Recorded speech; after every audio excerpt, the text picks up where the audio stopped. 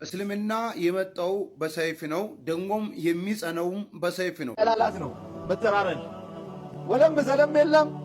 ቁሙ ታዛዦች ሆናችሁ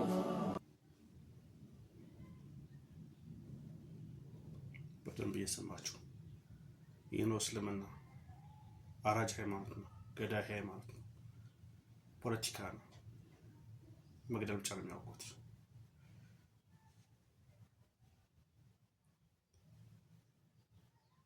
መሐመድ የሚያስተማረው ቁርአን የሚያስተማራቸው ጂሃድ ነው፣ ማረድ ነው፣ መግደል ነው።